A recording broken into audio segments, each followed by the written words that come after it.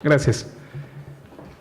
Les daba la bienvenida a todas y a todos en esta mesa del Foro de Feminicidio y Elementos del Tipo Penal. Tenemos la participación de 3 panelistas. La mecánica de trabajo para esta mesa es una intervención de 15 minutos para cada uno de ellos y de ellas. Y después abriremos una ronda de preguntas y respuestas para poder retroalimentar las exposiciones de las personas que nos acompañan en el panel, y al final podremos escuchar una conclusión de cada una de ellas. Me acompaña en esta mesa la maestra Dilcia Samantha García Espinosa de los Monteros. Ella es licenciada en Derecho por el ITAM y realizó la maestría de Género y Políticas Públicas en la Facultad Latinoamericana de Ciencias Sociales Argentina. Con la formación que le dio ser oficial nacional de reformas legislativas en la UNICEF en México, fue parte del equipo que construyó la Fiscalía Especial para la Atención de Delitos Relacionados con Violencia contra las Mujeres y Trata de Personas en la Procuraduría General de la República. En su desempeño como subprocuradora de Atención a Víctimas del Delito y Derechos Humanos de la Procuraduría General de Justicia del Distrito Federal, desarrolló estrategias de rescate y atención para víctimas de trata de personas que le hicieron acreedora a diversos reconocimientos nacionales e internacionales, tales como el Premio de la Coalición contra Trata de Personas, Latinoamericana contra Trata de Personas, el Premio Heroína contra la Esclavitud Moderna del Departamento de Estado norteamericano, de manos de la secretaria Hillary Clinton, y el Premio al Mérito Profesional del ITAM. Fue subprocuradora de Control Regional, Averiguaciones Previas y Procesos y Amparo de la Procuraduría General de la República. Más tarde, comisionada nacional para prevenir y erradicar la violencia contra las mujeres de la Secretaría de Gobernación, donde trabajó intensamente para desarrollar políticas públicas para la búsqueda y localización de mujeres desaparecidas. Fue asesora del Procurador General de la República, el licenciado Jesús Murillo Caram, en materia de derechos de la niñez, derechos de las mujeres y atención a víctimas del delito, y actualmente es fiscal central para la atención de delitos vinculados a la violencia de género de la Fiscalía General de Justicia del Estado de México. Ha sido ponente en diversos foros locales, estatales, nacionales e internacionales en temas como la erradicación de la violencia en contra de las mujeres, implementación de políticas públicas en esta materia, búsqueda de coordinación entre autoridades locales, estatales y federales para la localización de personas desaparecidas. Así, sin más, damos la bienvenida a la Fiscal Central de Atención de Delitos vinculados a la violencia. Sea bienvenida a esta Casa de Justicia en nombre del magistrado. Bienvenida. Un aplauso para ella, por favor.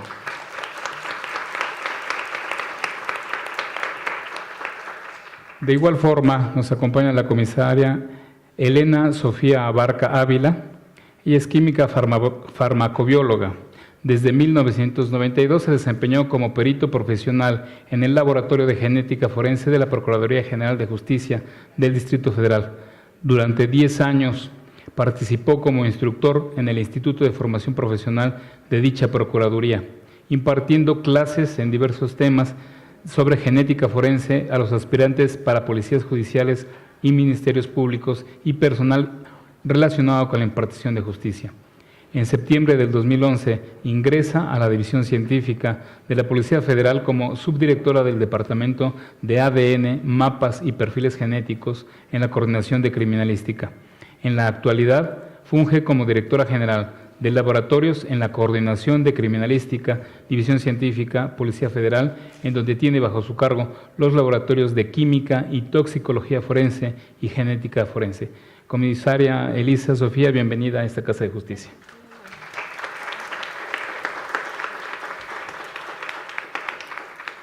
Y de igual forma, el oficial Luis Ramírez Ramírez, División Científica de la Policía Federal, es licenciado en Psicología Social. Realizó estudios de licenciatura en la Universidad Autónoma Metropolitana, en la Unidad Iztapalapa. En el año 2009 publicó un artículo en la misma institución llamado Mujeres en Prisión, una experiencia de sentido y significado. Cuenta con una especialidad en narcotráfico por parte del Sistema de Desarrollo Policial, así como un diplomado en investigación criminodelictiva por la Universidad Nacional Autónoma de México. Desde enero del 2010 labora en la Policía Federal, División Científica, Coordinación de Criminalística, realizando las funciones de perito en victimología y perfil criminal, así como también ha sido instructor de cadetes, personal activo de la Policía Federal y agentes del Ministerio Público en el curso denominado Psicología Criminal. Le damos la bienvenida, por favor.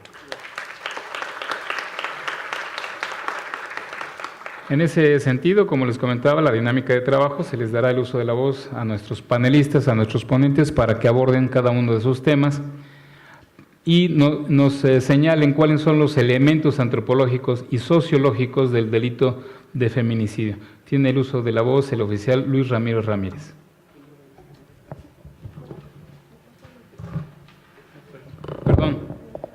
Perdón, me equivoqué del orden. Va a iniciar la comisaria Elena Sofía Abarca Ávila. Una disculpa, adelante.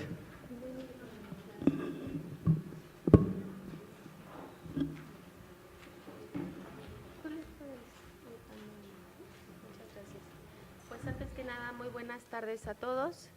Me congratulo estar presente en este tipo de eventos. Yo creo que todos y cada uno de ustedes se preguntará qué hace Policía Federal sentada en este panel, ¿verdad? Quiero hacer un poco de historia al respecto. La división científica es una división dentro de la Policía Federal que ha sido creada recientemente.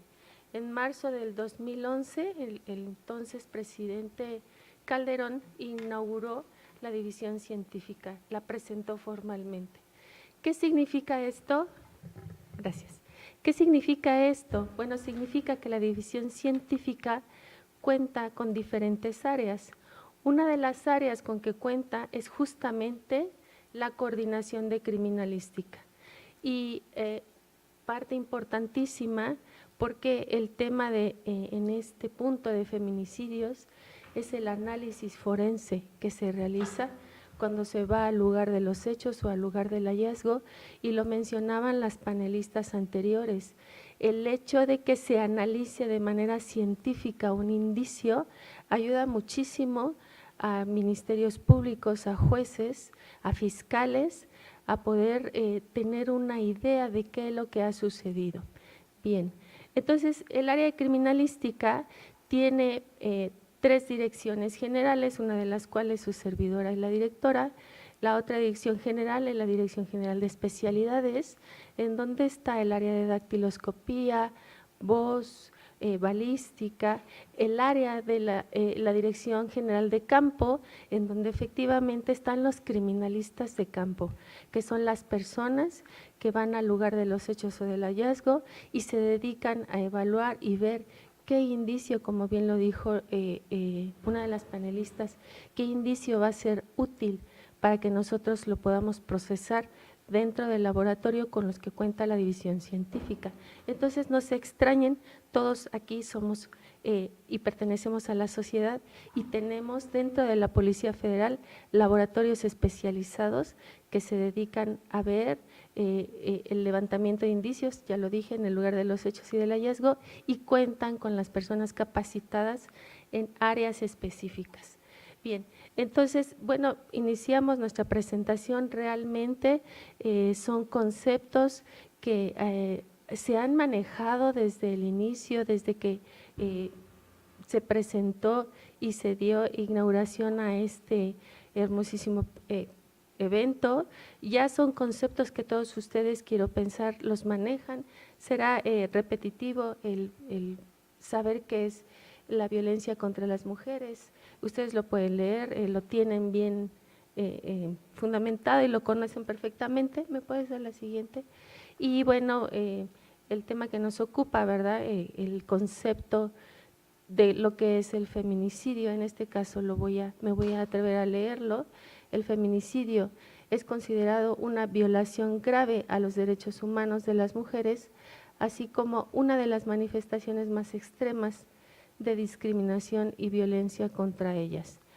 El hecho de que nosotros como Policía Federal, División Científica, estemos presentes es que podemos coadyuvar con los ministerios públicos, los fiscales, los jueces, para poder hacer el análisis científico que requieren los indicios encontrados en las personas que han sido y han tenido la violencia y han sido víctimas de ello. ¿Me dan la siguiente, por favor? Ya las cifras, pues la dio la maestra Heréndira, son cifras alarmantes. Tenemos aquí un color rojo que de verdad no deberíamos de permitir. Son cifras que se reportan hasta el 2017, simple y sencillamente el dato que nos arrojan es que tenemos que hacer algo para detener estos feminicidios. Me da la siguiente, por favor. Y bueno, el fundamento jurídico que lo han mencionado N veces, nuevamente lo menciono, este fundamento jurídico da ciertas pautas para saber si efectivamente o contemplar si la persona que tenemos ha sufrido de feminicidio. Ya no se los voy a leer, me da la siguiente, por favor, son los casos en donde se valora y se considera que se ha cometido un feminicidio. Me da la siguiente, por favor. Aquí viene el punto en donde nosotros intervenimos. Bien se ha mencionado que todo esto debe utilizar un método científico y se tiene que homologar en todos y cada uno de los estados de esta bella República Mexicana, seguir un protocolo de investigación en donde participan, como bien lo dijo una de las ponentes, donde participen los peritos, los policías y el Ministerio Público y se participe de manera ordenada, se siga un método. Por eso, siempre que nosotros vamos a analizar un indicio que llegue al laboratorio, vamos a seguir un método científico. ¿Me da la siguiente, por favor? Y aquí es donde yo quiero hacerles extensivo a todos ustedes y que tengan de conocimiento que Policía Federal dentro de la División Científica cuenta con los expertos necesarios y suficientes en diferentes áreas, en diferentes ramas. Por supuesto, la de la voz, bueno, representa el área de genética forense y química forense. Sin embargo, les puedo decir que tenemos expertos en balística, en dactiloscopía, en grafología, psicólogos como lo de mi compañero, y que participamos todos en un gran equipo al ir a algún lugar de los hechos o del hallazgo para poder levantar los indicios que nos van a servir a todos e incluso más que nada al juez, al Ministerio Público, al fiscal, para lograr llegar a una conclusión y hacer un veredicto total. Entonces, todos los elementos indispensables que tienen que ir a un lugar del hallazgo, un lugar de los hechos, se tiene que conformar en un buen equipo en donde va a ir un perito de campo y va a organizar y va a decir, vamos a delimitar el área, vamos a tener que levantar esto, vamos a conservar en el caso de que se haya encontrado un cuerpo, lo vamos a conservar así, así, se van a tomar determinadas muestras, se van a embalar así, se van a etiquetar, se va a seguir una cadena de custodia. Todo eso debe de ir perfectamente orquestado por el perito de campo. ¿Me da la siguiente, por favor? Y bueno, en el área de genética forense yo voy a ahondar un poquito, porque dependiendo de cómo se encuentre el cuerpo, nosotros vamos a tener la opción de tomar muestras. Me queda claro que esas muestras no son tomadas en el momento del hallazgo, cuando si estamos en un lugar abierto, no le vamos a tomar ahí mismo. Se va a hacer el levantamiento, se va a hacer todo lo necesario para que vaya a un servicio médico forense y ahí vamos a tomar las muestras necesarias. ¿Qué muestras podemos tomar para poder identificar a alguien? Bueno, si nosotros vemos que el cuerpo está fresco, podemos tomar muestras de cavidades, muestras de cavidad vaginal, muestras de cavidad anal, oral, para determinar si existe la presencia de líquido seminal. Podemos tomar también muestras si existen mordeduras, si existe alguna presencia que nos pueda indicar que exista saliva, también levantamos y lo llevamos al laboratorio para poder ser analizado. En este caso estoy hablando cuando se encuentra un cuerpo completo en buen estado. Cuando el cuerpo que se ha encontrado ya está en estado de putrefacción y necesitamos identificarlo, bueno, pues se toman las muestras necesarias. Si hay tejido muscular que esté bien conservado, se toma tejido muscular, y si no, bueno, tomaremos resto óseo o bien optamos por analizar dientes. Los molares son muy bonitos de trabajar en el laboratorio y nos dan un perfil genético sin temor a que se pueda contaminar. ¿Por qué me refiero a esto? Porque muchas veces la gente no considera que pueda compartir su carga genética. Yo en este momento estoy hablando y toda la gente que ha hablado frente a este micrófono, ustedes no lo ven, pero yo de alguna manera estoy escupiendo unas partículas de saliva, y en esa saliva hay células y en esas células hay núcleos. Si yo cortara un trozo de este algodoncito y me lo llevo al laboratorio de genética a analizar, voy a tener una mezcla de perfiles. De tal manera que yo les digo que el diente, el molar, es muy bonito de trabajar porque está cerrado, sellado, y yo voy a trabajar la pulpa y voy a tener un perfil único. Bueno, pero cuando no tenemos esa opción, trabajamos, como ya les comenté, algún resto óseo, algún músculo que esté bien conservado. Ese es el caso de las víctimas que quieren y se necesita ser reconocidas. Cuando el cuerpo está fresco y se le puede tomar una fotografía y los familiares la pueden reconocer, no tenemos ningún problema, se pueden tomar huellas y se reconoce. Pero también están participando en este círculo los familiares. Los familiares requieren en este punto que se reconozca a alguien que han perdido en algún momento dado. En este caso, pues estamos pensando que haya sido un feminicidio y que hay que identificarlo. Entonces se toman muestras biológicas a los familiares. Es muy sencillo, puede ser una muestra de cavidad bucal o puede ser una muestra de sangre capilar, que es simplemente todos aquellos que saben cómo se toma una muestra para la glucosa, es lo que hacemos. 2 gotas de sangre es suficiente. ¿Con qué fin? Con el fin de identificar a alguien. Y acá hay otro involucrado que puede ser el probable y responsable, en donde yo les dije en un principio, tomamos muestras de cavidades o tomamos muestras de fluidos que puedan estar en el cuerpo de la víctima y podemos relacionarlo, quizá si está o hubo contacto físico con esta persona que estamos tratando de identificar. En el caso de genética forense es lo que yo les puedo comentar, que es lo viable para poder tomar y llevar al laboratorio. Reitero, es un trabajo de equipo.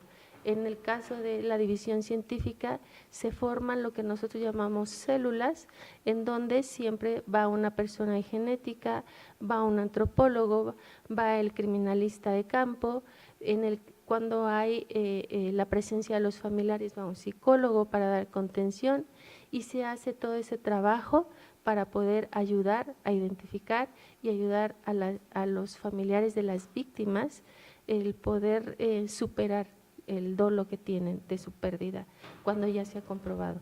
¿Me das la siguiente, por favor?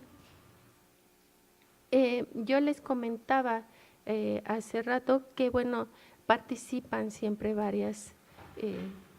hay varios partícipes en este punto de feminicidio, y parte importante son los familiares. Y hacía una pregunta muy interesante la persona aquí adelante, ¿no? ¿De dónde ha surgido esto? ¿Cómo surge esto? ¿Cómo es una victimología de lo que se está viviendo? Bueno, pues mi compañero les va a hablar un poco acerca de esa parte. Yo les agradezco su atención.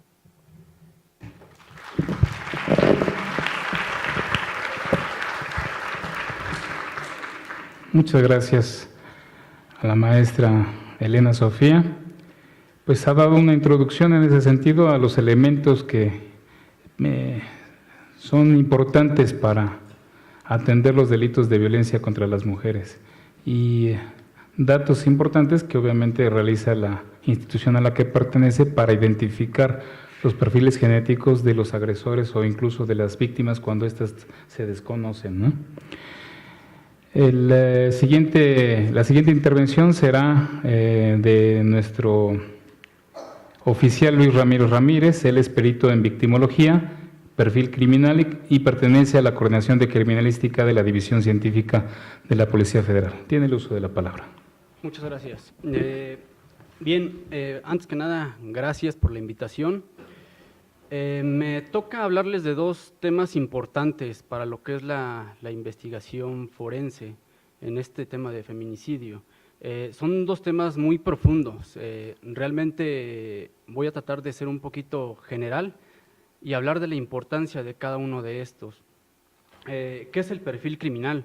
El perfil criminal, como muchos de ustedes sabrán, es una estimación acerca de las características de un agresor que no conocemos. He ahí el detalle y la importancia y la complejidad. Tenemos que hablar de esa persona a la cual no tenemos de frente. Fuera fácil a lo mejor el hacerle una entrevista a una persona que tenemos de frente y reunir un cierto número de características, ¿no? Como lo hace un psicólogo, a lo mejor el entablar un test proyectivo de la personalidad y a lo mejor dar ciertas características o una estimación acerca de la personalidad. Sin embargo, el perfil criminal no tenemos a la persona. ¿Pero qué tenemos? ¿Qué tenemos si no tenemos a la persona? Tenemos a la víctima. Y un maestro un día me dijo, dice, tú Luis tienes que hablar con los muertos, de alguna forma un poco burda, ¿no? Yo le decía, ¿cómo voy a hablar con los muertos? Los muertos no hablan. Y me decía, no, todo lo contrario, los muertos te van a decir muchas cosas, pero tú tienes que saber leerlos, tienes que saber interpretarlos. Tenemos a la víctima en estas situaciones, ¿no? ¿Qué vamos a leer o qué vamos a interpretar acerca de las víctimas? Pues las heridas, el cómo las produjo, con qué las produjo, los hematomas, si son recientes, si ya tenían tiempo, el lugar, el contexto, dónde sucedió. Hablamos en el feminicidio en cuestión de abusos sexuales, ¿no? De violaciones, mutilaciones a veces. Es importante analizar cada uno de estos puntos porque nos va a dar un parámetro de la persona que lo cometió. Nos van a dar un parámetro de cómo piensa nuestro agresor, ¿no? Muchas veces se mutila a lo que son las víctimas, pero las mutilaciones pueden ser de diferentes partes del cuerpo y cada parte del cuerpo también tiene un significado que hay que analizar. He ahí la importancia de lo que es el perfil victimológico y el perfil criminal. Estos van de la mano, forzosamente tienen que ir de la mano. Bien, por otro lado, tenemos lo que es en la investigación criminal, en el Departamento de Criminología, que es donde pertenezco. ¿Qué es lo que hacemos? Y los anteriores ponentes habían comentado un poquito acerca de estas características o de lo que voy a mencionar. Hay un círculo de Canter que seguramente algunos de ustedes conoce o ha escuchado hablar. ¿Pero qué es el círculo de Canter? No es más que un perfil geográfico. Vamos a situar algunas de las víctimas o las víctimas que reúnan cierto tipo de características y vamos a conjuntarlas en un círculo. Es decir, vamos a encerrarla, como se muestra en la imagen que tengo aquí o que tienen en la parte de arriba. Cada uno de estos puntos representa una víctima que reúne cierto número de características. Podemos tener muchísimas víctimas en el lugar, podemos encontrar infinidad, pero en lo que es la victimología tenemos que reunir y ver si todas las víctimas entablan ciertas características en común. ¿Cómo qué? Pues la edad, a lo mejor el color de tez, la educación, el dónde cometió el homicidio, con qué se cometió el homicidio, porque no es lo mismo, decía, ¿no? El agarrar un cuchillo y apuñalar a una persona una vez, que a lo mejor apuñalarla 20, 30, 40 o 50 veces. Eso nos habla de un parámetro de un odio contra la persona, un descargue de emociones contra esa persona, ¿no? Entonces vamos a reunir un cierto número de características y que vamos a entrar a una tipología entonces de lo que es la víctima, ¿no? Con esto encerramos en un círculo, como lo menciona Canter, y nos va a hablar de dónde se desenvuelve el delincuente, dónde se está desenvolviendo nuestro agresor, ese agresor que a lo mejor no conocemos, en caso de que no lo tengamos, ¿no? ese agresor, dónde se está desarrollando. Y aquí nos menciona que es un mapa mental. Este perfil nos dice mucho del mapa mental. ¿Qué es el mapa mental? Todos tenemos mapas mentales, todos tenemos formas en cómo actuamos diariamente. El hecho de a lo mejor subirte al metro, el dirigirte a tu trabajo, a veces vamos pensando en otras cosas, vamos pensando a lo mejor en cómo vamos a llegar a la oficina o situaciones que ya tenemos que hacer en la oficina y no nos damos cuenta, pero ya llegamos a nuestro lugar de trabajo. Así funcionan los mapas mentales en este caso. Igual que en los criminales, a lo mejor es un desenvolvimiento de lo que es el crimen y vamos a ver cómo está actuando nuestro criminal. Cuáles son los lugares de oportunidades que tiene nuestro agresor y posiblemente las rutas de escape que podrían tener cada uno de ellos. Y en un círculo negro que visualizan ustedes en la presentación, es un lugar donde fueron encontradas las víctimas. En el círculo que está pintado, que encierra varios circulitos, es donde levantaron a ciertas víctimas, donde fueron agredidas. Y en el círculo negro es donde fueron desechadas, por así decirlo. Fueron abandonadas todas esas personas. Entonces, para lo que es la investigación criminal, en cuestión del perfil criminal aunado a la victimología, esto nos va a decir mucho. Simplemente hay que saber analizar. Comentaban anteriormente, todos los investigadores deberíamos de tener un compromiso mayor aún en cuestión del análisis de los lugares de los hechos o del lugar del hallazgo. Hay que ser observadores. ¿Cómo vas a ser observador? A veces recolectamos indicios o que nosotros creemos indicios que son importantes, pero en cuestión de lo que es la criminología, nos interesan los indicios psicológicos. Eso es lo que nos va a importar. Para lo que es la criminalística de campo va a recoger a lo mejor indicios físicos, tangibles, pero uno como psicólogo forense tiene que recolectar aquellos indicios que a lo mejor nadie más puede percibir a simple vista, que son todo ese tipo de agresiones, ¿no?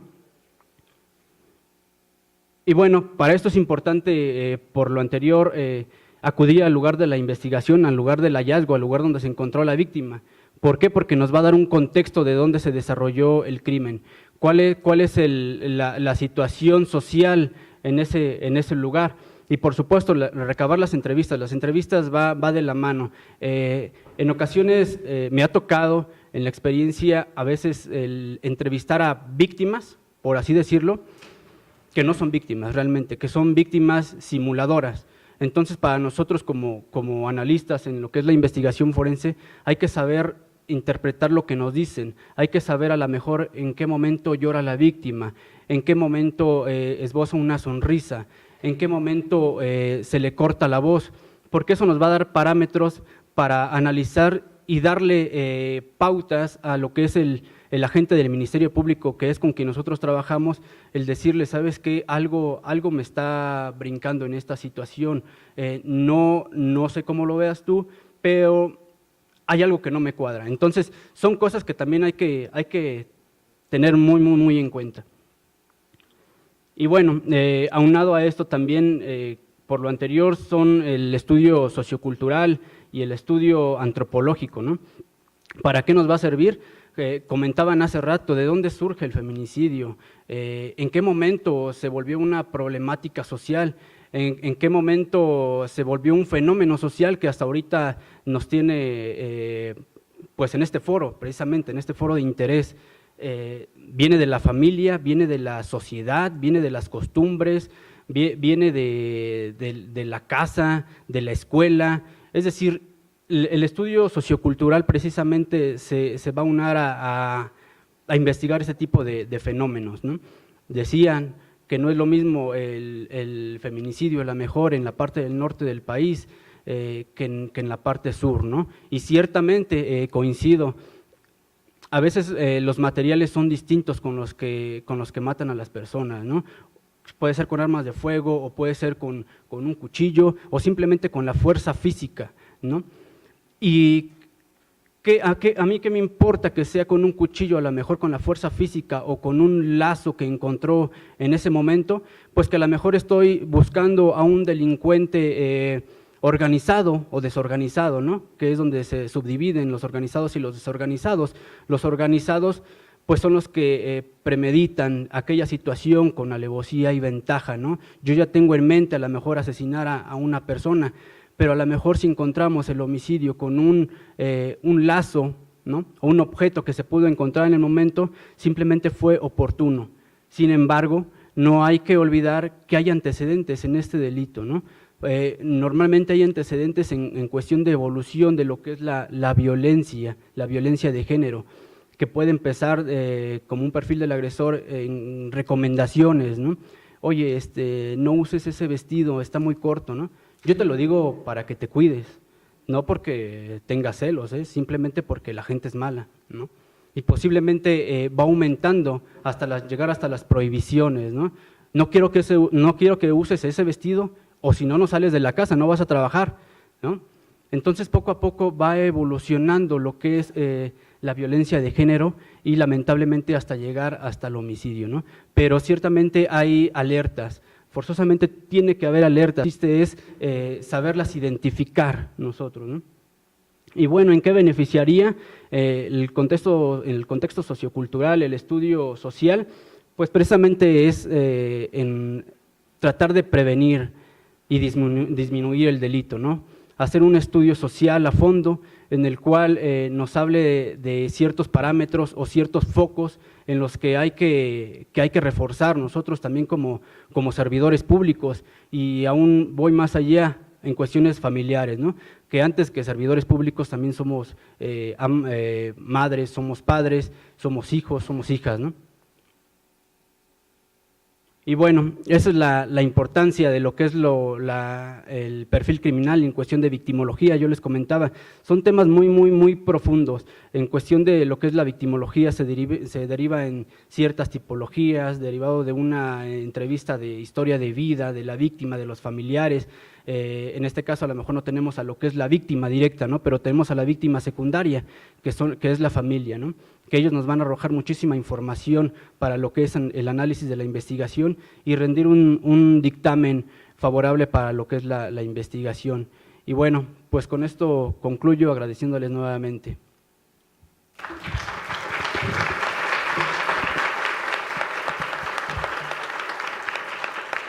Muchas gracias al oficial Luis Ramírez.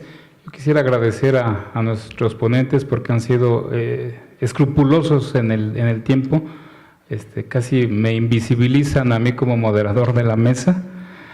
Y también agradecerles de verdad a las compañeras y compañeros de CONAVIM, de la Dirección Ejecutiva de Orientación Ciudadana y Derechos Humanos, todo el esfuerzo y la dedicación que han hecho para tener este foro el día de hoy con ustedes, con todas y todos ustedes, y la retroalimentación que vamos a tener en unos momentos. Mis compañeros están pasando en este momento, mi compañero y mi compañera, las papeletas de preguntas que ya nos están haciendo llegar a esta mesa para poder, una vez que tome el uso de la palabra y concluya la maestra Dilcia García Espinosa de los Monteros su intervención, poder tener este espacio de reflexión, y después daremos nuevamente el uso de la palabra a cada uno de ellos para una conclusión final. Sin más, tiene la palabra la maestra. Muy buenas tardes a todas y a todos.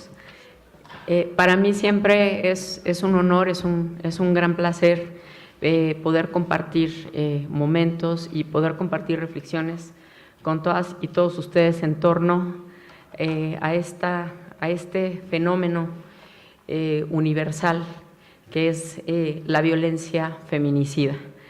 Y también agradezco mucho tanto al tribunal, por supuesto a la CONAVIM y a la Policía Federal, que sin ellos nomás no haríamos nada. Muchísimas gracias. Bueno, en tratándose del tema de los conceptos científicos, antropológicos y sociológicos relativos a la violencia feminicida, como todas y todos ustedes saben, y como ya aquí seguramente se ha referido de manera reiterativa, la violencia contra las mujeres es una violencia de carácter estructural.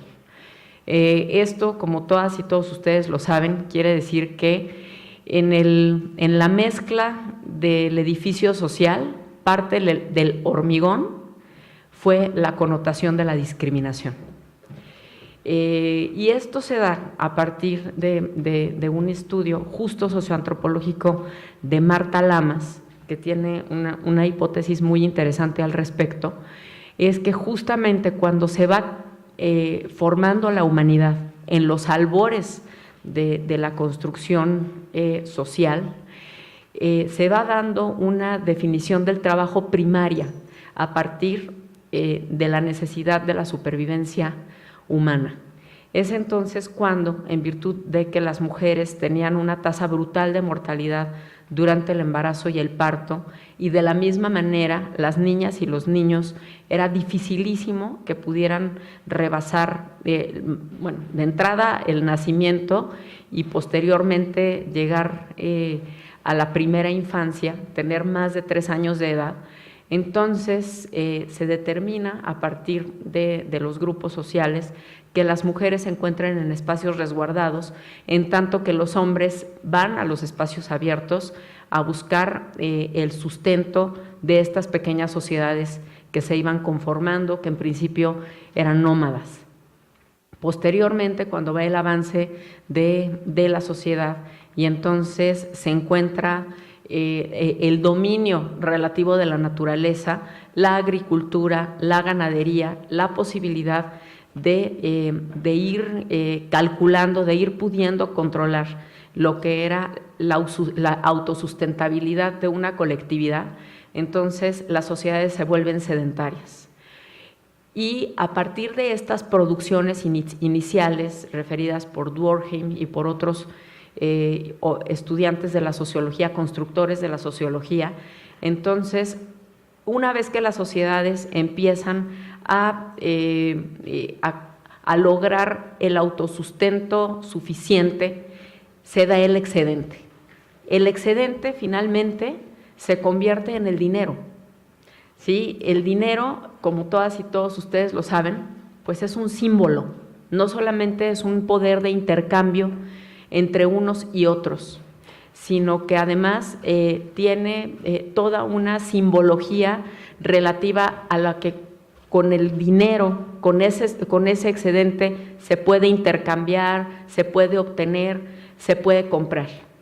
Entonces, a partir de esta circunstancia, desde estas teorías de la sociología, se da ahora sí un falso concepto, un concepto distorsionado de lo que en principio fue una división del trabajo para poder mantener viva la humanidad. ¿Sí? Y es entonces que pareciera que lo que se hace en el espacio abierto tiene un valor y tiene una connotación que no tiene lo que se hace en el espacio cerrado o en el espacio privado. Entonces pareciera que lo que los hombres hacen en el espacio abierto tiene un valor que no tiene lo que se hace dentro del espacio privado. ¿Sí? En consecuencia, empieza a derivarse una distorsión, se empieza a derivar una discriminación negativa respecto de lo que las mujeres hacen y son sobre lo que los hombres hacen y son. Entonces, en este edificio social empezamos a construir pisos con este concepto de discriminación. Y finalmente, a partir de esta circunstancia, empiezan a darse los formatos de violencia derivados de un tema de propiedad, de un tema de discriminación y de violencia que se va generando porque pareciera entonces que los hombres propietarios no solamente son propietarios de su excedente y de lo que se puede comprar a través del excedente, sino además de todo lo que existe en su espacio íntimo, desde luego incluyendo las mujeres, las niñas y los niños. Es entonces que se dan estas circunstancias de violencia derivada de esta situación de control y de propiedad, ¿no? Esto por todos los siglos de la humanidad se va formando, y a partir de esto pues se van formando no solamente las conformaciones sociales, desde luego los contextos culturales, las instituciones de Estado y la propia legislación. ¿Sí? Si ustedes mismas recordarán, tenemos ejemplos que pues parecieran como de la Edad Media oscurantista, pero que pues en realidad son del siglo XX, ¿no? En este país, como por ejemplo la tutela conyugal, ¿no? La tutela conyugal, todavía recuerdo que la última que se dio fue en el estado de Jalisco, fue la última que se derogó, y la tutela conyugal era que, justo como refería el compañero de la Policía Federal, a efecto de cuidar a las mujeres. Entonces, pues las mujeres no podían contratar y no podían tampoco trabajar si no tenían el permiso expreso y jurídicamente plasmado de su cónyuge. ¿Sí? Y pues seguramente el Congreso pensaba justamente esto, ¿no? Que las pobres mujeres podían ir por la vida encontrándose a seductores malditos y a hombres que las engañaban y que querían destruir sus patrimonios y que seguramente querían llevárselas a la cama, y entonces pues había que protegerlas de todos estos malandrines, y entonces pues había que tener el respaldo masculino para poderlas proteger de esta bola de cabrones, ¿no? Entonces, pues bueno, la cuestión es que en nombre de la protección de las personas se han cometido las circunstancias más terribles, institucionales y jurídicas, que al final violentan brutalmente los derechos de las personas. ¿Sí? Como pues podemos ejemplificar el muy famoso ejemplo en donde las mujeres que han sido seducidas, el rapto, el famoso tipo penal de rapto, ¿no? En donde un hombre sustrae a una mujer de su contexto familiar para tener relaciones sexuales con ella, y entonces pues la manera en la cual se podía evadir de la consecuencia jurídico-penal de esta situación, pues era casándola con el agresor. ¿Sí? Y esto, híjole, la neta es que no es viejo. O sea, yo todavía ahorita estoy persiguiendo a un violador serial de niñas al que casaron con su primera víctima. Sí, entonces, pues no es de mucho tiempo. O sea, todavía uno puede identificar estas venas, estas entrañas histórico-antropológicas y sociológicas de lo que representa la violencia contra las mujeres, que es el grito terrible de una cultura construida a través de la discriminación. ¿Sí? Y que por esa razón es tan difícil irla deconstruyendo, ¿no? Porque finalmente no es imposible, y yo creo que se ha dado una batalla impresionante desde hace 2 siglos para acá, desde los primeros grupos de feministas, de sufragistas, de las revolucionarias francesas, de las sufragistas chilenas, de los feminismos surgidos aquí en México, y la verdad, todos estos esfuerzos de las mujeres en todos los frentes ha ido rindiendo frutos que son sumamente importantes, ¿no? Y finalmente el concepto de feminicidio, el concepto de femicide de Diane Russell, hasta el concepto de feminicidio de Marcela Lagarde, son importantísimos ejemplos de cómo se ha ido visibilizando la violencia feminicida, en este caso en nuestro país. Efectivamente, el feminicidio no surge en principio como un delito, surge como un concepto antropológico, como un concepto sociológico que es mucho más rico que un tipo penal.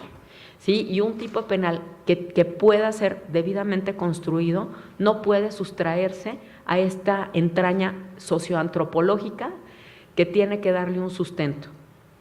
Indiscutiblemente, y como abogada y como Ministerio Público se los digo, no podemos tampoco llevar a la realidad práctica un concepto eminentemente sociológico o antropológico, pero sí lo tenemos que tomar en cuenta para tener la construcción debida, teórica, adecuada para un tipo penal que nos lleve también al acceso a la justicia de las mujeres.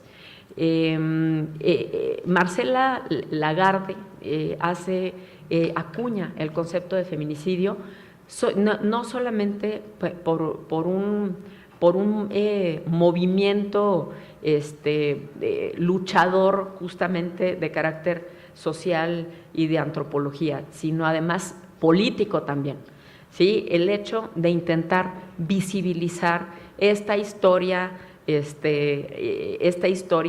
lejanísima de la violencia, de la discriminación, de una violencia sistemática, ¿no?, que en la manera extrema propicia que las mujeres pierdan la vida a partir del funcionamiento de los roles sexuales tradicionales en la sociedad. Esto finalmente es el feminicidio. El feminicidio es el acabar violentamente con la vida de una mujer a partir de los roles sexuales tradicionales. Esto es básicamente lo que es el concepto de feminicidio, ¿sí? Y para poder llevarlo a un tipo penal adecuado, necesitamos buscar que esta conceptualización amplia tenga un elemento objetivo, ¿sí? El elemento subjetivo es ¿sí? Pero ¿cómo hacemos para materializar, para identificar rasgos materiales que nos determinen este elemento subjetivo? Los elementos subjetivos son sumamente difíciles de acreditar y por eso en muchas ocasiones, en otras latitudes, el concepto, incluso cuando no existía el feminicidio, pero había un homicidio en donde se identificaba una razón de género, muchas veces el Ministerio Público fallaba porque buscaba de una manera muy compleja ir acreditando estos elementos objetivos: el odio, la misoginia, el contexto de la generación de un rol sexual, ¿sí? Entonces, ¿qué es lo que se tuvo que hacer desde la ingeniería jurídica con perspectiva de género? Ir determinando elementos materiales que nos dijeran lo que no es material, la cuestión de carácter inmaterial, ¿sí? Y es entonces cuando se empezaron a generar los tipos penales de feminicidio que sí sirven para meter a los feminicidas a la cárcel, ¿sí? Y afortunadamente creo que en muchas de las entidades federativas de este país, aunque todavía no hay una homologación, que sería muy deseable, ¿no?, que ya hay además una iniciativa interesante para la homologación del tipo penal de feminicidio desde la Ley General de Acceso de las Mujeres a una Vida Libre de Violencia. Me parece que ahí vamos conjuntando el concepto de feminicidio con estos elementos objetivos que propician sentencias condenatorias. Sí, hay muchos dictámenes que tienen que ver justamente con la antropología, que, bueno, varios de ellos, los compañeros de la Policía Federal ya estuvieron platicando de ellos. Uno que nació aquí mismo en la Ciudad de México, cuando yo era su procuradora aquí en el Distrito Federal, era un dictamen de antropología de la violencia, ¿sí? El dictamen de antropología de la violencia justamente era generar esta contextualización incluso transgeneracional de la víctima y del propio agresor, ¿sí?, a efecto de poder ir haciendo un estudio de todos estos conceptos, de todos estos contextos antropológicos de la víctima y del sujeto activo, para poder identificar desde dónde uno aprendió el ejercicio de la violencia y la otra aprendió a que si no se sometía a esta violencia no valía, no era amada y no iba a ser calificada adecuadamente ni dentro de su sociedad ni dentro de su propio contexto familiar, ¿sí? En apretada síntesis, las mujeres aprendemos a que hay que dejarnos maltratar para ser amadas, ¿sí? Y eso da un caldo de cultivo brutal para la violencia feminicida, de tal suerte que, como ustedes lo saben, parte justamente de la antropología de la violencia es de notar cómo las mujeres y los hombres tienen absolutamente normalizada la violencia dentro de sus contextos de interacción, ¿sí? En muchísimas ocasiones hay violencia que ni siquiera está en sus albores, que es violencia mucho más terrible, pero nadie se está dando cuenta de que se está generando porque ni la víctima ni el generador de violencia tienen la cabal posibilidad de entender que están pasando por un ciclo de violencia, ¿sí? Es entonces que justo debemos tener modelos de intervención adecuados para prevenir que el ciclo de la violencia vaya subiendo en espiral hasta llegar a una violencia feminicida. Esto es de la mayor importancia porque estas herramientas, todos estos trabajos de carácter psicosocial, todas estas nuevas tendencias científicas de carácter antropológico son de la mayor relevancia para poder tener no solamente un acceso a la justicia cuando el feminicidio ya se cometió, sino para poder evitar que los feminicidios se sigan cometiendo.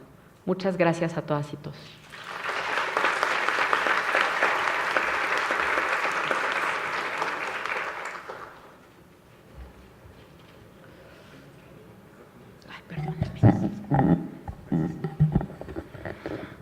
Muy bien, pues creo que han sido, a pesar de lo sintético de las intervenciones por las cuestiones de tiempo, muy precisos en cada uno de los puntos que nos han dado. Yo, escuchando a las tres ponencias y a las que nos han precedido, evidentemente se ha hablado mucho de que la violencia proviene de casa, la violencia se generaliza, la violencia se normaliza, y yo nada más quisiera poner en la mesa algo que comentaba también de alguna forma la maestra Dilcia. En 1957 entró en vigor la Convención sobre la Nacionalidad de la Mujer Casada, ¿no? Esto hace 61 años solamente. Tenemos 61 años en donde se determinaba a nivel internacional qué ocurría con la nacionalidad de una mujer. Y no vamos tampoco tan lejos. ¿Cuándo fue dado el voto de la mujer en México? Es decir, las mujeres no eran ciudadanas, no podían ejercer sus derechos políticos en este país, no hace más de 3 décadas, 4 décadas. Entonces, es importante que este proceso de normalizar la violencia en contra de las mujeres no siga creciendo, como lo señalaba la maestra y los panelistas, en un ciclo en donde nosotros no hagamos nada como ciudadanos, no hagamos nada como sociedad, como instituciones, sino muy por el contrario, tomemos las acciones y seamos conscientes de que no debemos permitir ese tipo de violencia, ni siquiera, por ejemplo, en un comentario, en un chiste, en permitir que esa violencia verbal, económica, laboral, siga creciendo y entonces tomar una postura y decir basta. Hay muchísimas preguntas de los integrantes de este foro para nuestros ponentes. Voy a leer todas las que le corresponden a la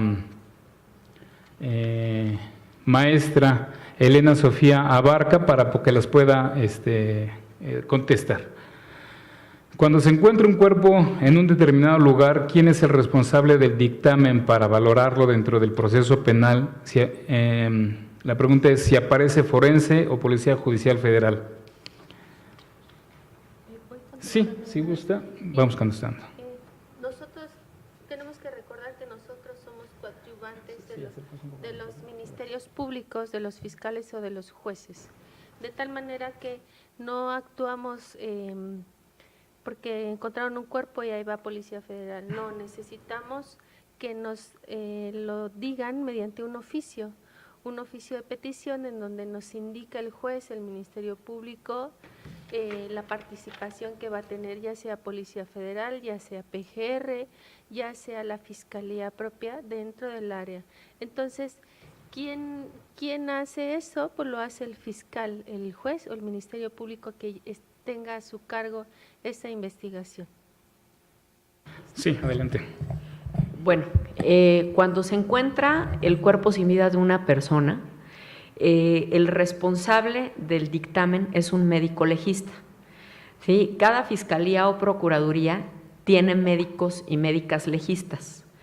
Entonces, ellos son quienes se encargan de la necropsia, ¿sí? De hecho, el médico o médica legista tiene que ir al levantamiento del cadáver y tiene que desde ese momento hacerse responsable de la persona sin vida, tiene que determinar si esto es posible, a veces no es posible, si el cadáver está en muy mal estado, tiene que determinar una causa de muerte y hay un perito en criminalista que nos da respecto del cadáver otros importantes indicios, como por ejemplo la ventana de muerte, mecánicas de lesiones, ¿no? A efecto de poder ir determinando con qué objeto se causaron las lesiones, etcétera, ¿no? Siempre los responsables de toda la diligencia, evidentemente, son los agentes del Ministerio Público, pero en esta parte pericial son los peritos. Efectivamente, en muchísimas ocasiones nosotros pedimos a través de un oficio de colaboración apoyo de la Policía Federal, no necesariamente respecto del levantamiento, pero sí de otros dictámenes mucho más profundos que necesitamos para dar acceso a la justicia a un feminicidio, en este caso, o a un homicidio u otro delito. Gracias. Muchas gracias. Justo estas tres preguntas tienen relación con lo que nos están comentando en este momento nuestros panelistas. ¿Cuál es el fundamento legal para que la Policía Federal tome muestras y analice? Ello en consideración a que la Procuraduría General de Justicia y las Fiscalías cuentan con sus áreas periciales. En base a lo anterior, ¿han presentado análisis periciales en algún caso? La siguiente pregunta señala, ¿en qué situaciones de feminicidios atiende la Policía Federal, ya que generalmente lo atiende la Fiscalía del Estado? ¿Y cómo es el proceso para que ustedes acudan al lugar del feminicidio para la toma de muestras? Bueno, todo esto se lleva a cabo mediante un oficio de petición, como bien dijo la maestra Delicia, en donde se solicita la colaboración y la presencia de Policía Federal. Cuando se tiene este oficio, nosotros vamos ya sea al servicio médico forense porque, bueno, necesitan que tomemos muestra, o vamos y visitamos a las familias porque se necesita un apoyo psicológico, en fin, en las diferentes áreas en donde el fiscal, Ministerio Público, juez nos solicite mediante oficio, nosotros nos presentamos y hacemos nuestra expertise en lo que estamos. Claro que aunque somos un área realmente nueva, yo les comentaba hace rato que la división científica existe a partir del 2011, claro que se han emitido dictámenes, opiniones técnicas que en su momento las han utilizado para poder tomar una decisión y los jueces nos toman como coadyuvantes. Por supuesto que pueden elegir habilitar o tener a PGR porque bueno, es una institución también a nivel federal, o pueden elegir tomar sus servicios periciales de la Fiscalía, pero eso lo decide el Ministerio Público, juez o fiscal. Gracias. La última pregunta pues es más bien un poco compleja. Yo la dejaría para los tres en este momento. ¿Qué consejos pueden aportar para reducir las posibilidades de ser víctima? ¿Qué consejos pueden aportar para reducir las posibilidades de ser una víctima? ¿Sí? Bueno, efectivamente es una pregunta tremendamente compleja, ¿no? Y yo algo que siempre aconsejo a las mujeres víctimas de alguna forma de violencia a quienes atiendo es no menosprecien a sus agresores, ¿sí? O sea, no subestimen la capacidad de daño que puede tener un agresor, porque así perdemos muchísimas mujeres, ¿sí? Las mujeres muchas veces que son víctimas de feminicidio lo alcanzaron a hacer porque una vez que ya se fueron de la casa que compartían con el agresor, regresan porque el agresor dice, oye, por favor, regresa, mira, vamos a hablar, ¿sí? Vamos a platicar como personas civilizadas y vamos a llegar a acuerdos, ¿sí? O porque regresan por su ropa, pues sí, ahí está ese güey, pero pues, ay, ¿ya qué me va a hacer, hombre? Pues si ya lo dejé, ¿no? O no se van porque no quieren dejar la casa, porque dicen, bueno, pero ¿por qué voy a dejar mi casa si esta es mi casa? ¿Sí? Y el cabrón es él, pues entonces que mejor se vaya él. Pues ¿qué me va a hacer, hombre? Ya, más de lo que ya me ha hecho, ¿qué más me puede hacer? Sí, sí puede. Sí, no, de verdad, yo creo que eso, y les ruego que se los digan a todas las víctimas que ustedes conozcan, no demeriten la capacidad de daño de un generador de violencia, porque se los digo porque he hablado con muchísimos feminicidas, porque ni ellos mismos tienen la capacidad de identificar cuál es esa posibilidad de dañar. Ni siquiera ellos lo saben.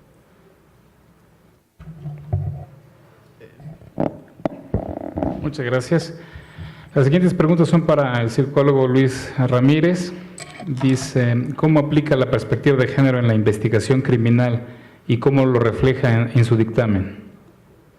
Ok, la perspectiva de género actúa de una forma muy particular en lo que son los dictámenes en cuestión de victimología y perfil criminal. Yo les hablaba hace rato de lo que son los indicios psicológicos, los indicios que puede tener una víctima, esos golpes que a lo mejor puede o no tener. Muchas veces se dice que el criminal siempre deja algo en lo que es la escena del crimen, en lo que es la víctima, y hay algo que se lleva. Entonces, hay que tener ciertas particularidades, por así decirlo, en diferenciar en lo que es un homicidio hacia un hombre, porque no es la misma forma en que se mata a un hombre y no es la misma forma en que se mata a una mujer. Con esos tipos de indicios, como es la violación, como es la mutilación de lo que son los senos, a lo mejor, la introducción a lo mejor, porque hemos encontrado cuerpos de mujer con palos de escoba penetrados en el área vaginal, en el área anal. Entonces son todos esos signos que nosotros tenemos que notar para cuestión de género y rendir un dictamen que vaya acorde a lo que es la investigación. Y perdón que me vaya un poquito atrás, quería responder la anterior pregunta, que creo que es importante, cómo identificar que una víctima es víctima, ¿no? A veces no nos damos cuenta porque estamos inmersos a una realidad, a una cultura, pero es curioso que a veces muchas personas, voy a aunar un poquito más en lo que es las mujeres, he escuchado discursos en lo que son las entrevistas que dicen, es que oficial o Luis, yo tengo muy mala suerte. ¿Por qué tiene mala suerte? Es que siempre me busco novios borrachos, me busco novios o drogadictos o son rateros o tienen algún problema social, ¿no? Entonces, lógicamente no le digo nada, pero yo empiezo a analizar y digo, ¿realmente es mala suerte? ¿O qué está pasando en la introyección de esta persona, no? ¿Qué está pasando realmente para que esta persona sea víctima o de un agresor en particular, ¿no? O hemos escuchado historias igual, es que yo tengo mala suerte porque seguido me roban, ya van en este mes 5 o 6 veces que me roban.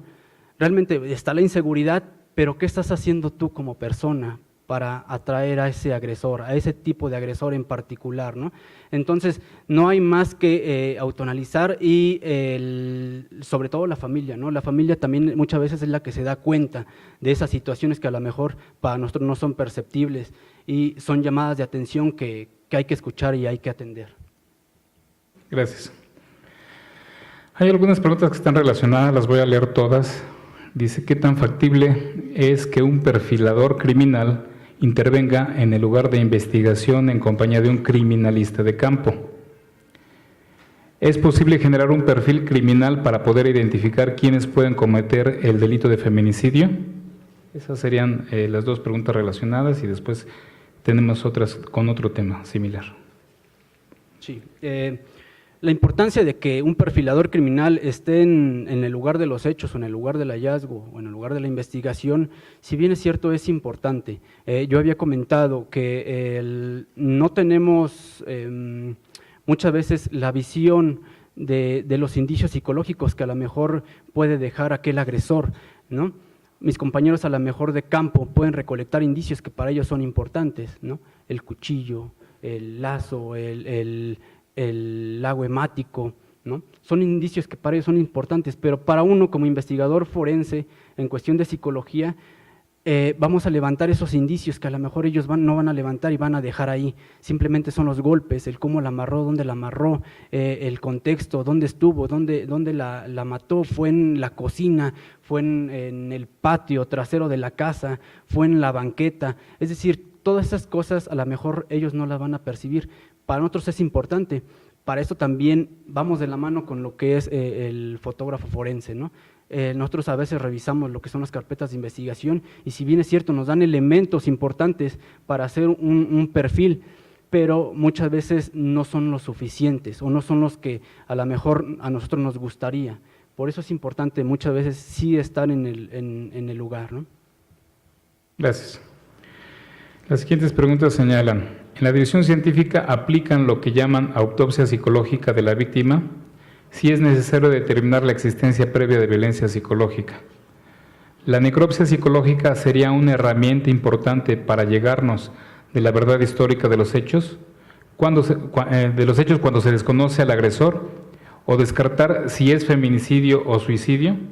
Y la siguiente: ¿qué datos considera importantes se plasmen en una necropsia psicológica tratándose de muerte de una mujer? En lo que es la autopsia psicológica, sí, efectivamente, hemos tenido trabajos en lo que es la autopsia psicológica, en lo que es muerte dudosa, precisamente. En casos a lo mejor en homicidios, a lo mejor que se hacen pasar por suicidios, ¿no? Donde la familia dice es que no tenía elementos, no tenía motivos, que es otra de las cosas que nosotros como en el área de criminología estudiamos, ¿no? ¿Qué motivo tuvo para suicidarse? Economía, a lo mejor problemas familiares, pero si realmente la familia nos dice que no tuvo ningún motivo o no hubo algún conocimiento previo a ese suicidio, entonces ahí hay una alerta en lo cual nosotros hacemos lo que es la autopsia psicológica, que consiste precisamente en un trasfondo del descubrimiento de la víctima, ¿no? ¿Quién era la víctima? ¿Qué lugares frecuentaba? ¿Qué amistades eran los más cercanos?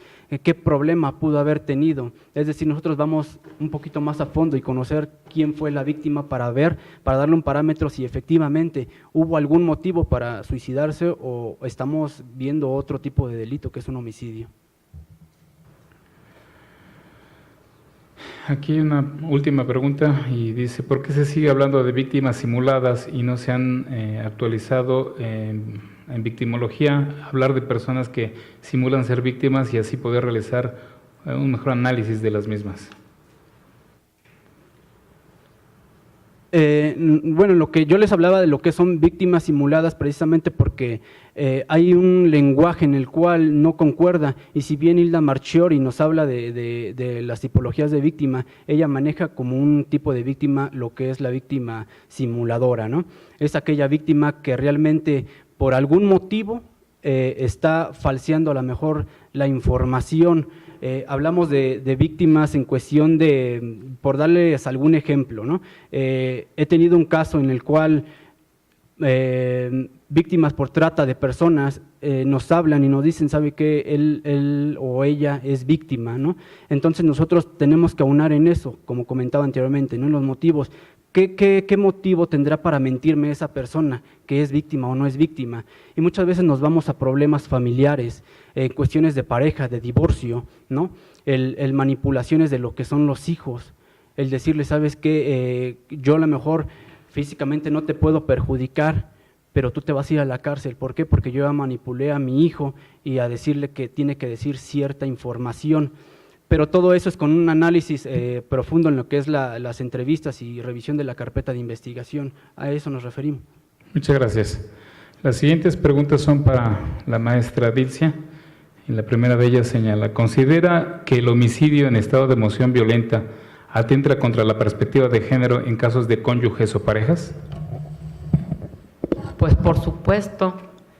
Esta, por ejemplo, yo creo que es uno de los tipos penales que puede encabezar la galería del horror, de los pinches tipos penales horribles que denotan aquello que estábamos hablando ahorita, ¿no? De que finalmente la cultura de la discriminación contra las mujeres trasciende a las instituciones y a la legislación, ¿sí? Porque además, si ustedes mal no lo recuerdan, este tema de la emoción violenta denotaba así literalmente dentro de la construcción de la excepción al homicidio, que era el hombre que encontraba a su mujer, no era el cónyuge o la cónyuge que encontraba al otro, o sea, uno no le podía dar piso al sujeto si lo encontraba uno quebrado en el hecho conyugal, ¿sí? No, ahí sí, y además, bueno, tenemos estudios muy interesantes relativos a esto, en donde las mujeres hemos sido condenadas por el mismo delito de una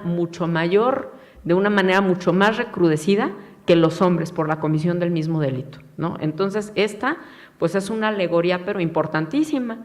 O sea, uno sí se iba, ¿no?, por homicidio con todas las agravantes y calificativas a pudrir a la cárcel si eso hubiese pasado. Pero los hombres, incluso no se hablaba de homicida dentro del tipo penal del Distrito Federal, sino se llamaba el matador, ¿sí? O sea, ni siquiera se le daba connotación de homicida o de sujeto activo, ¿no?, al hombre que acababa con la vida de su mujer si la encontraba en el hecho conyugal, teniendo relaciones sexuales con otro. Por supuesto, este es un delito que denota el tema de la discriminación de género dentro de la consecuencia penal de un delito. Gracias. Bueno, vamos a tratar de ocupar este micrófono, creo que sí se escucha, ¿no? ¿Cómo considera que es la forma ideal de integrar en las investigaciones de las periciales, de perfilación criminal, antropológica, social y análisis de contexto para la acreditación de las razones de género y lograr la verdad histórica de visibilizar también el contexto de violencia hacia las mujeres?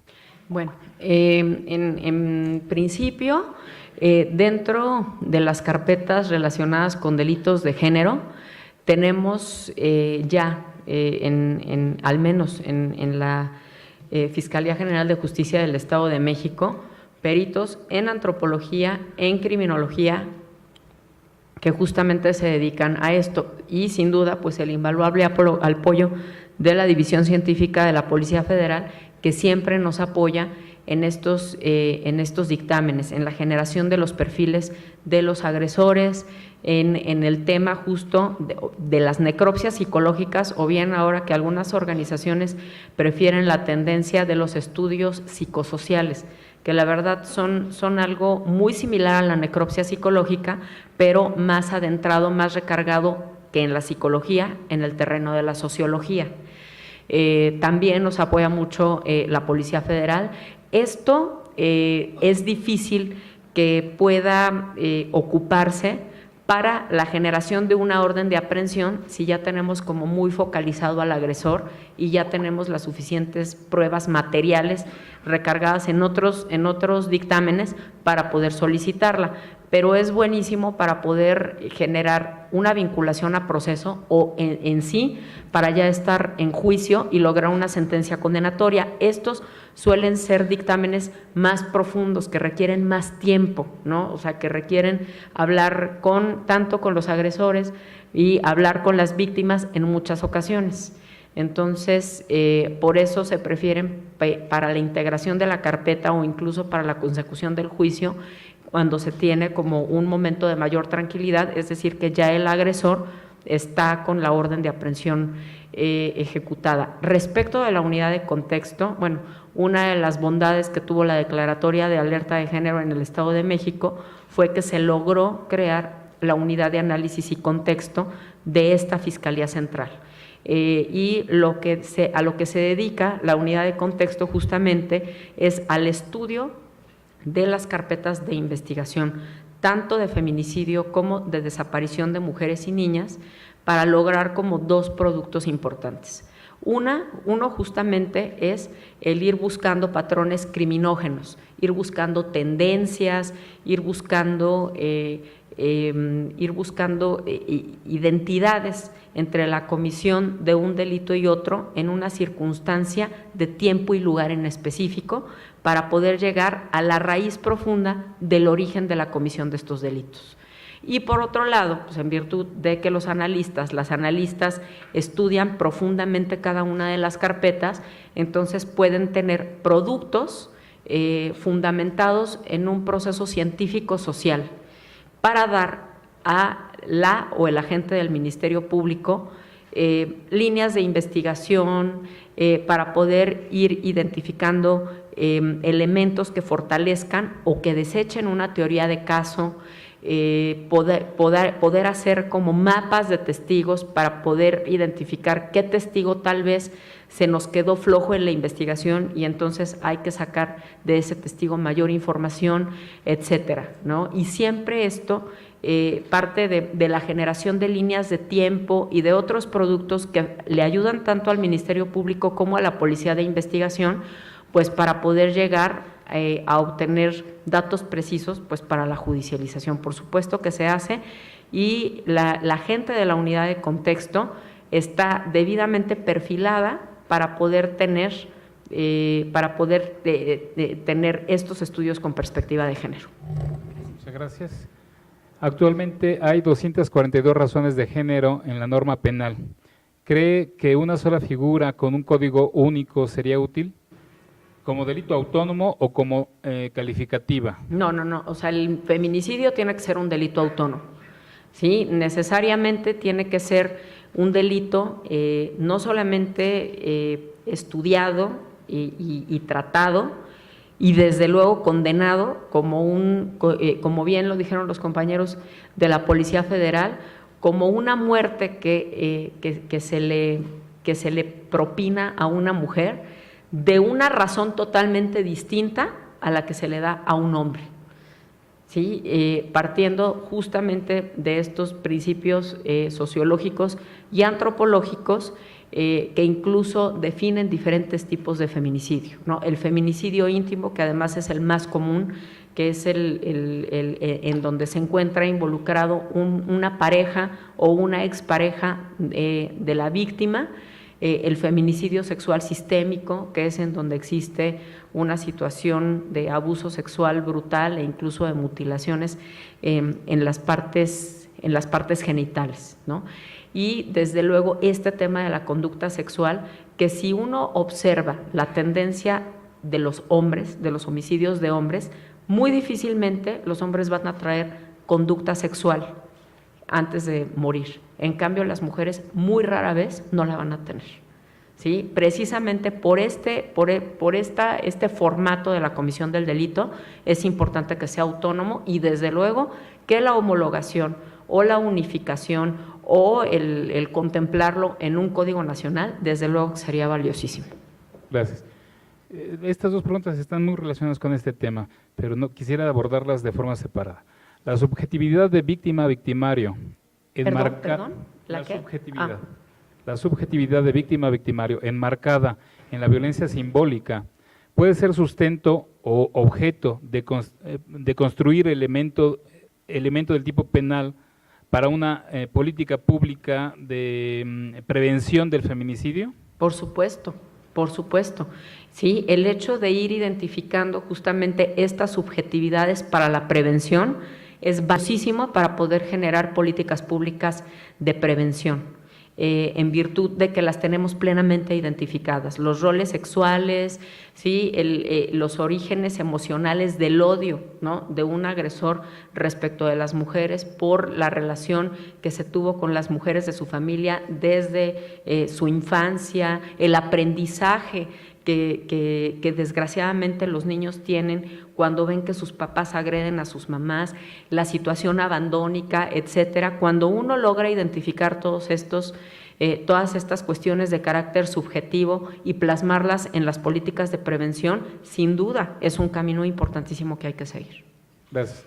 Así como se está analizando la posibilidad de homologar el delito de feminicidio a nivel nacional, se ha planteado considerar presupuestos para contar con con las periciales que establecen los protocolos como los antropólogos, antropológicos, sociológicos, entomológicos, odontológicos, forenses, en todas las entidades de la República Mexicana, máxime cuando es una recomendación internacional. ¿Qué opinión tiene al respecto? Ojalá. No, pues finalmente es una batalla que siempre hemos dado desde la Procuración de Justicia, ¿sí? Que nos otorguen los recursos necesarios para poder hacer un frente pericial a todo esto, ¿no? Ya no digan de estos peritajes de los que hemos estado hablando ahorita, nomás de la prueba genética, ¿no? O sea, de las periciales genéticas, desde las periciales básicas, todo reactivo, toda tecnología para poder generar datos de pruebas científicos, para poder dar acceso a la justicia a cada carpeta de investigación, son muy caros.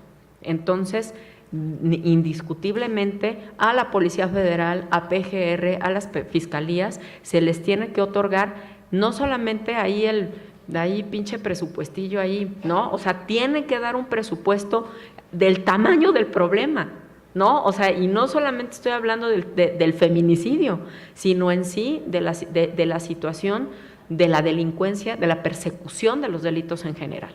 En lo particular, desde luego, estos que son tan dolorosos, tan lesivos, tan destructivos. Sí, adelante. Yo quisiera comentar algo al respecto, porque en la mesa anterior también se comentó acerca del presupuesto. Es un presupuesto que se tiene que solicitar, como bien dice la maestra, no tan pequeñito, bueno, lo dijo de otra palabra, pero que tiene que ser realmente un presupuesto que ayude a tener las instalaciones, a tener los equipos, una parte importantísima, a tener la capacitación a la vanguardia de todos los peritos, de todos los analistas, que tengan toda la capacitación adecuada del uso de los equipos, de los reactivos que no cuestan 3 pesos, les quiero decir, ¿no? En la parte de genética, un kit de identificación humana vale 180,000 pesos, ¿no? Y estamos hablando que se pueden procesar con ese kit 200 muestras, pero son 200 muestras en donde tenemos que meter controles, control positivo, control negativo.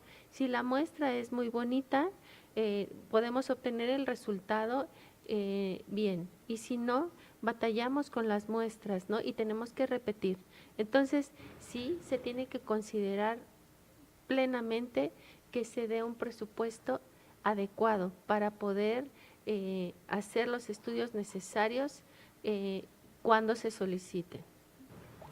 Muchas gracias. Perdón, acostumbrado al otro micrófono. De verdad, les agradezco mucho su paciencia, su interés. Prueba de ello, pues, son todas estas preguntas que nos respondieron nuestros panelistas. Les agradecemos a ellos su intervención. Nada más un aviso parroquial antes de entregar las constancias. A las 3:30 de la tarde los esperamos a todas y todos en este auditorio. Agradecemos también a las personas que nos están siguiendo en vivo en la plataforma de www.poderjudicialcdmx.gov.mx. Un saludo extensivo también para todas y todos que nos ven en ese canal. No nos resta más que, a nombre del Poder Judicial de la Ciudad de México, entregar este reconocimiento firmado por nuestro magistrado presidente y la doctora Ángela Quiroga a la maestra Dilcia García Espinosa de los Monteros.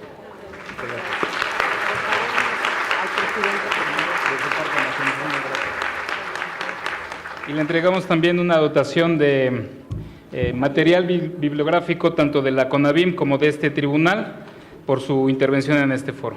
De igual forma, a la comisaria Elena Sofía Abarca Ávila por su brillante intervención en este panel de elementos antropológicos y sociológicos del delito de feminicidio. Muchas gracias.